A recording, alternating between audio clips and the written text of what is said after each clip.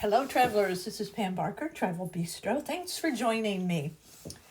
I'm not really going to talk about where we have been recently, although if you listened to a prior podcast about American Cruise Line Encore, I hope you did. It was wonderful. But no. I want to talk about some mundane stuff, yet important, very important. First, let's talk about what irritates flight attendants. I think we're all annoyed in a way now when we travel in one way or another on a plane because it's challenging. I think in many ways it's challenging. Not all of us can afford first class. And even in first class, do you ever think it's weird when now we've been in first class before. It's not like I've never been in first class. I have, but at the same time, you have an airline like French B, where the people in the front part do not. The people in the other sections, they do not walk through that front part. The way the plane is designed when you come on, if you're going to be in the front, as it were, you go left, and any other place on the plane, you turn to the right. So you're not trooping through where other people are busy having their champagne, okay? However, even though on most American planes you troop through, you see how the rarefied live. And I would find that annoying. You pay a lot of money and then you have to put up with all these people coming through and standing there, actually. They're standing because they can't move too quickly down the aisle. And while you're drinking your champagne, how annoying can it be to have people in your rarefied air? However, I don't think it looks that comfortable anymore. There's not that much room for the legs and stuff. That's just my opinion. Maybe I'm jealous. I don't know. But now let's talk about what annoys flight attendants. First, do not touch them. They do not like that. Don't touch or poke trying to get their attention. Keep your hands off the flight attendants. Just speak, excuse me, whatever words you want to use instead of physical contact. Don't do it. Guess what else they don't like? They don't like you to wear headphones when they're trying to get your order of, do you want peanuts or cookies? Take the headphones off. They don't like that. Yeah, that seems pretty minor to me, but still, that's one of the things they don't like. Do not try to give them trash unless they're coming down the aisle with a trash bag. I don't care what kind of trash you have that you really need to get rid of. If you want to annoy the flight attendant, try to ring for them or catch them as they're coming down the aisle to give them your trash if they're not ready for it. That is annoying to them. So, lastly, please pay attention to the flight instructions, the safety instructions. They need you to know what to do in the event of an emergency. I had to catch myself there, in case of an emergency. Okay?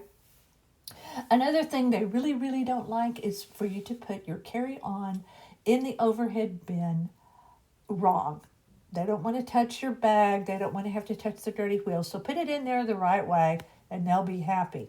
Do not ask them to help lift heavy bags. As a matter of fact, I think most airlines now don't even allow their crews to help you. And rightly so. Some of those bags are heavy. So, good for them that they don't have to help you. They shouldn't. Did you know there is, and I do know this from an actual trip we took a few months ago. There's a row you do not want to be on, but is that really the case? Let's talk about it.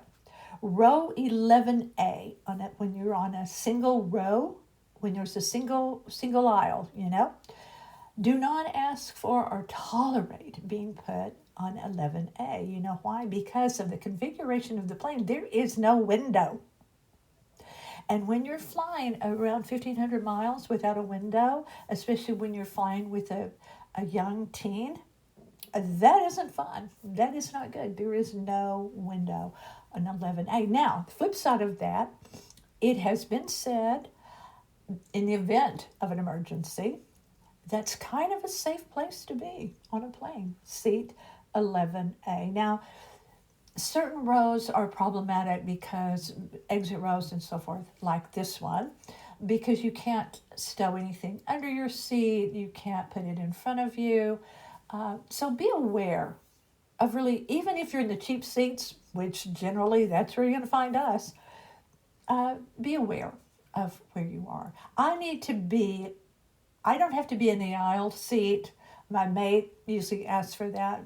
I don't like the middle seat, but again, cheap seats, so what are you going to do? But I need to get out because I will always have to go to the restroom. Some people don't ever go to the restroom on a plane. Well, I'm not one of those. Definitely not one of those at all. So I need to be where I can get up, go to the restroom. However, when I do that, I need to be cognizant of where the flight attendants are with their carts, because if you get up when they are rolling those carts up and down to go, I don't care how bad it is, how bad you need to go. Don't do it. Hold it. They don't like it. They do not like you to do that. Now let's talk about packing a little bit. For a standard trip, how far out should you start packing? Rule of thumb is 3 to 7 days. Are they kidding? I do that the day before. I do. But guess what? Guess what is the one thing most left when you are packing? One thing most people forget. It's just across the board, a general thing. Guess what it is? It's your toothbrush. Yeah. You know why? Because you use it at the very last moment and then you put it back as normal and you forget it. So, toothbrush. Yeah. I always take extra toothbrushes. I pack those in because I like a certain kind of toothbrush. So I always have an extra. I take practically a little drugstore of things with me, of things that in case I need. 3 to 7 days in advance, that's really not gonna that's not gonna be my jam ever. But should you roll your clothes or should you fold them? If you roll them, it saves space in your bag, or it helps you maximize your space. And when you open your bag, you can see what's in there easily. Yeah, whatever. I'm saying, rolling clothes, fold the clothes, the most important thing. Have fun on your trip. Now, there are all kinds of rules when you travel. Rules for this, rules for that. People just throw things in a bag anymore and go, hey, let's just go have an adventure. You do need to think about what you're going to wear on a plane. You do. You need to wear slip-in shoes that you can easily slide into out of. Do not take your shoes off if you're barefoot, if you have no socks on. Even if you have socks on, I'm iffy on it. Very, very iffy on it. But long flights, I get it. You need to be comfortable, but barefoot, never, never, never. But you do need to wear closed-in shoes that you can slide into and out of, just for a plethora of reasons. Comfortable clothes, stretchy clothes, layered clothes. Jeans are not ideal because they don't give and they don't breathe. And so you need to wear stretchy. I usually will wear something and put something else in my purse that I actually put under the seat in front of me, because halfway through, I'm a person that changes clothes about 3 times a day when I'm home every day, and depending on the length of the flight, I'm going to change. At least the bottom, the pants to a skirt or a skirt to pants. I'm at least going to do that. But you do need to be comfortable. Now, some of these rules are numbered. Like there's the 5, 4, 3, 2, 1. This is out the window for me, but I think it's a good idea. It just won't work for me. It's a minimalist formula. It's to help you really be more organized and, again, maximize not the space and not overpack. over. Listen, you know what? Heavy has been put on my bag. I cannot tell you how many times. You know, when they label it heavy, it's like lift with your legs. This is heavy. Even though there are 50-pound limits now. Recently, I got a heavy. Actually, my husband got a heavy tag on his because he had stuff of mine in there, but it still met requirements. So I don't know what that was about exactly because it was poundage. It met the 50-pound rule, as it were. But back to the 5, 4, 3, 2, 1. What that simply means, 5 tops. Just go with me. 4 bottoms, 3 pairs of shoes, 2 layers or dresses, and a set of accessories. I mean, this makes me laugh. This makes me really laugh. I mean, I'm not bragging about it. I just can't help how I pack because I never know what mood I'm going to be in, just like when I'm at home. I'll put on something that doesn't suit my mood. I'm out of it. I change. Same thing on travel.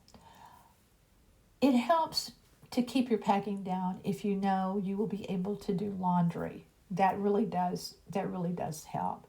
However, I do try to pack things that are lighter weight because I know I'm going to have a lot of stuff in my bag. That's just all there is to it. And to think that I'm going to take 3 pairs of shoes is outrageous. It is just outrageous. Now let's take it down a notch. Let's even take it down a notch. There's the 3-3-3 rule for travel. And that's 3 tops, 3 bottoms, and 3 pairs of shoes. And you mix and match, and you're happy the whole trip. And I know people that do this in traveling. Let's talk about how to dress when you travel.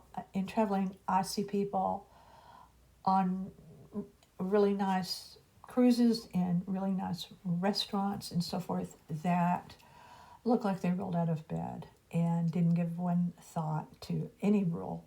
A 5, 4, 3, 2, 1 or a 3, 3, 3. No numbers at all. They give no thought to it at all. It's like they threw in clothes that they worked in the yard, in their flower bed, trimming up their rose bushes. And so there's a lot of talk now. I've tried to dress decently forever. That's just how you do it when you travel or when you do anything, right? You try to, look your best, I guess. So this is not anything new to me to think about what I wear when I travel. But it is all the chatter now in many places about dressing better when you travel. Get out of the pajamas. Get out of the outlandish, inappropriate for human eyeballs looks. Have some respect for your fellow companions or yourself and take it up a notch to dress a little bit nicer. Now, who am I to tell anybody how to dress? I don't. I would not do that. I'm just saying it's all the chatter. So if you want to get on a plane in your pajamas, go for it. I know a young teen who has these pants. We call them her cat pants because they're the fabric, the material is they're cats all over them, and they're adorable. And they're not pajamas. They have pockets. They are not pajamas, but they do kind of look like pajamas. So clothing can also be misunderstood in what you're wearing. I just don't think it hurts. I'm not saying wear stilettos on a plane or, you're a ball gown. I don't know. That might be fun, however. Anyway, so people are asking others to have some respect for your other people traveling so you don't have to look at people in their inappropriate, revealing, or sloppy or whatever clothing. So I don't know how you feel about that. Let me know. Let me know how you feel about that. Okay, that's about it. We've covered some very mundane yet important things about travel. Thank you very much for being here and listening. Be sure to check out my other podcast, Gigi in the 561. It's general topic. I talk about everything. You may agree with me, you may not. It's a free world right now, isn't it? My mate is a big-time writer. He writes a lot. He writes for Aqua Magazine, Splash Magazine Worldwide, NorthPalmBeachLife.com, and all things cruise.